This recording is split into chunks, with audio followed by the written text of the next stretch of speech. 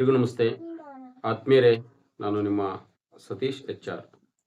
ತಮಗೆಲ್ಲರೂ ಕೂಡ ತಿಳಿದಿರುವಂತೆ ಕಾಮ್ಸ್ ಆ್ಯಪ್ ಮೂಲಕ ತಾವೆಲ್ಲರೂ ಕೂಡ ಹಾಜರಾತಿಯನ್ನು ಆಗ್ತಾ ಇದ್ದೀರಾ ಅಂತಕ್ಕಂಥದ್ದು. ಕೆಲವು ಶಿಕ್ಷಕ ಸನ್ಮಿತ್ರರು ಓಡಿಯನ್ನು ಹಾಕಿದ ಮೇಲೆ ಯಾವ ರೀತಿ ನಾವು ಚೆಕ್ಔಟ್ ಆಗಬೇಕು ಅಂತಕ್ಕಂಥ ಒಂದು ಮಾಹಿತಿಯನ್ನು ಹೇಳಿರ್ತಾರೆ. ತಮಗಾಗಿ ಈ ಒಂದು ಮಾಹಿತಿಯನ್ನು ತಿಳಿಸೋದಕ್ಕೆ ಬಯಸ್ತೇನೆ.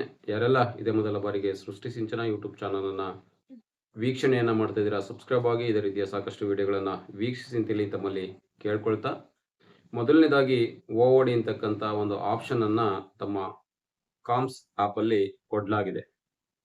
ಈ ಆ್ಯಪಲ್ಲಿ ಇರ್ತಕ್ಕಂಥ OOD ಆಪ್ಷನ್ ಮೇಲೆ ತಾವು ಕ್ಲಿಕ್ಕನ್ನು ಮಾಡಿದರೆ ಸೆಷನನ್ನು ಕೇಳುತ್ತೆ. First session and second session ಅಂತೇಳಿ. ಫಸ್ಟ್ ಸೆಷನನ್ನು ತಾವು OODಯನ್ನು ಹಾಕೋದಾದರೆ ಫಸ್ಟ್ ಸೆಷನ್ ಮೇಲೆ ಕ್ಲಿಕ್ ಮಾಡಿ, ನಂತರ ಪ್ಲೇಸನ್ನು ಕ್ಲಿಕ್ ಮಾಡಿ, ಸಬ್ಮಿಟನ್ನು ಮಾಡಿ ತಮ್ಮ ಫೇಸ್ ರೆಕಗ್ನಿಷನನ್ನು ಕೊಟ್ಟರೆ ಫಸ್ಟ್ ಹಾಫ್ OOD ಅಲ್ಲಿಗೆ ಕಂಪ್ಲೀಟ್ ಆಗುತ್ತೆ.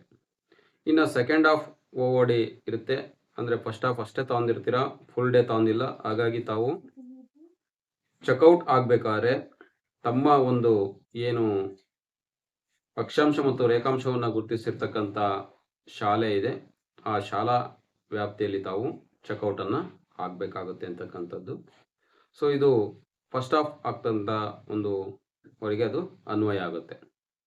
ಇನ್ನು ಸೆಕೆಂಡ್ ಹಾಫ್ ಆಗ್ತಕ್ಕಂಥವ್ರು ಫಸ್ಟ್ ಹಾಫಲ್ಲಿ ಚೆಕ್ ಇನ್ ಆಗಿರ್ತಾರೆ, ನಂತರ OODಯನ್ನು ಹಾಕಿ ಅವರು ಬರ್ತಾರೆ ಅಂತಕ್ಕಂಥದ್ದು.